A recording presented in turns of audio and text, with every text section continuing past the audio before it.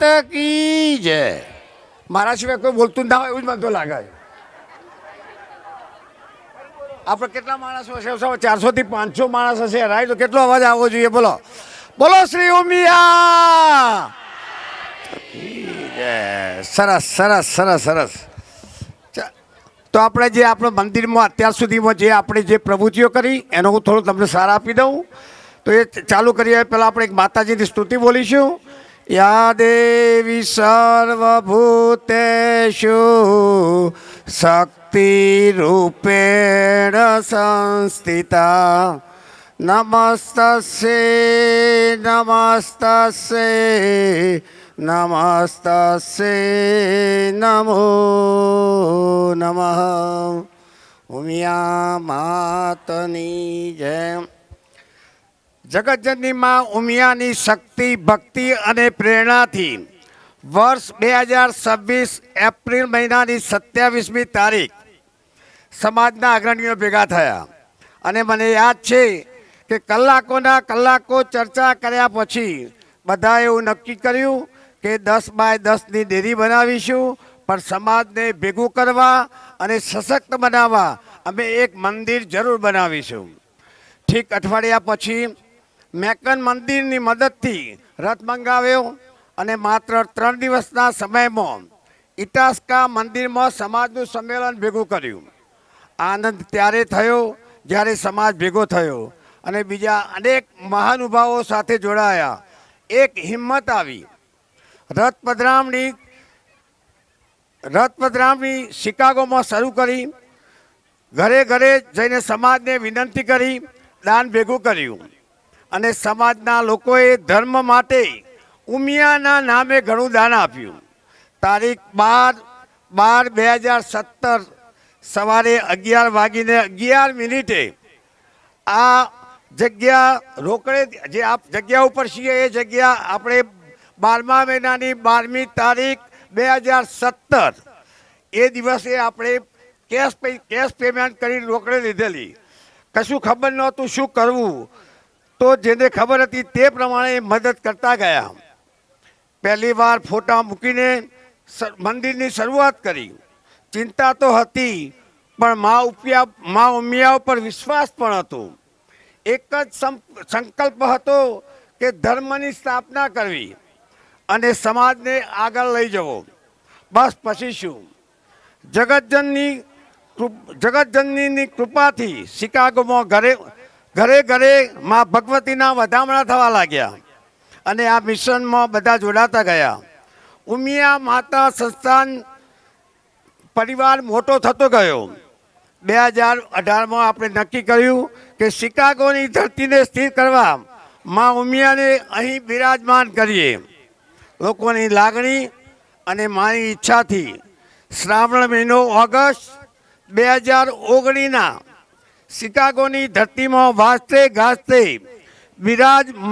વિરાજમાન કરી શિકાગો એની આખા વિશ્વ ઉમિયા માતા સંસ્થાન શિકાગો મિડવેસ્ટનો ડંકો વાગી ગયો.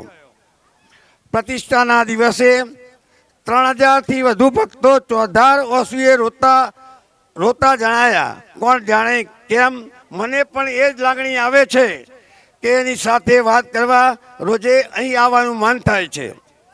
દરિયાનો સાદ અને માનો સંગાત એકાંતમાં જ આનંદ આપે એટલો અદ્ભુત પ્રસંગ કાર્ય અને ધર્મના સત્ર નીચે બધાને ભેગા કર્યા.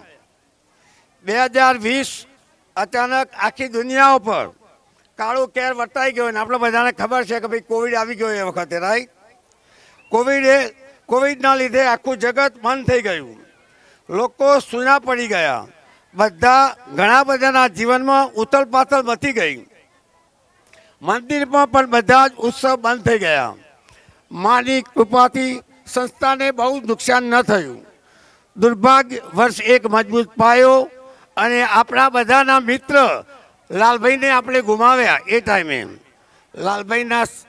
લાલભાઈ સંસ્થાના ભૂતપૂર્વ પ્રેસિડેન્ટ અને મજબૂત સેનાપતિ. મનમાં દુઃખની અગમ્ય લાગણી. એક બાજુ કોવિડ આવ્યો, લાલભાઈ જેવા સાથી ખોયા, સંસ્થાનો ખર્ચ તો એનો એ જ, કશું ખબર ના પડે શું કરવું. રાતોરાતની બધી ઊંઘ ઉડી ગઈ. 2021 પ્રથમ પ્રતિષ્ઠા એમની એમ નીકળી ગઈ.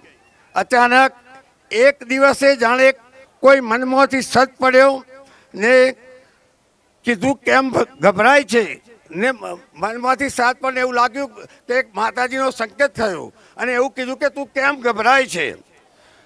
બસ પછી પાછો માતાજીનો હાથ માથે આવ્યો અને ફરી દોડવાનું ચાલુ કર્યું.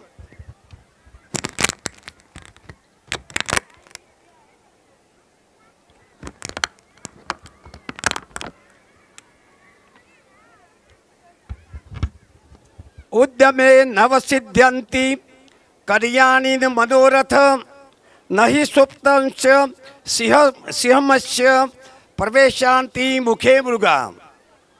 બસ એક ક્ષણ અને આજની ક્ષણ પાછળ વળીને જોયું નથી. 2021માં 2 દિવસ, 2022માં 3 દિવસ, 2023માં 7 દિવસ અને 2024માં 9 દિવસના પાટોત્સવના પ્રસંગો દિવસે ને દિવસે વધતા ગયા.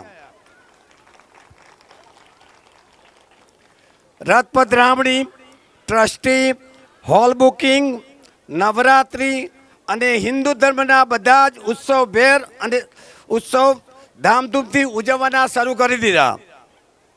માની 10-10ની દેરી બનાવીશું એવો વિચાર કરીને શરૂ કરેલી ઉમિયા માતા સંસ્થા આજે અમેરિકા ખાતે મોટામાં મોટું મંદિર બનાવવાનું સ્વપ્ન લઈને ચાલી રહી છે અને આ સ્વપ્ન પૂરું કરવા માટેની અમે શરૂઆત પણ કરી દીધી છે. શિકાગો, અમેરિકા બધા જ ઉમિયા માતા સંસ્થા સાથે જોડાયા અને એક પરિવાર થયા છે. આ બધી જગતજનની મા ઉમિયાની કૃપા વિના કશું બની ન શકે. તમારા બધાનો સહાય છે એ સોંપડ્યું. ધર્મની અધજ પકડવી હોય તો બાવા બનવું પડે અને જીવનને જોખમમાં મૂકવું પડે.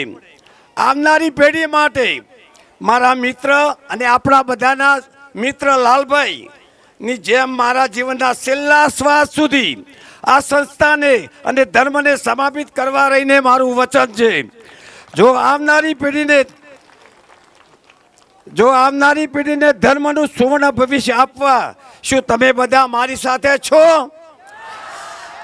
હા કે નામાં જવાબ આપો તો હા. તો જો તમે બધા મારી સાથે હોય તો બોલો જોરથી ઉમિયા, ઉમિયા. Thank you. ઉમિયા માતાજી સંસ્થાની આ સંઘર્ષ ગાથા અને તમારા બધાનું યોગદાન ઉમિયા માતા સંસ્થાન શિકાગો મિડવેસ્ટના ઇતિહાસમાં સુવર્ણ અક્ષરે લખાશે. બોલો ઉમિયા માત કી જય. Thank you.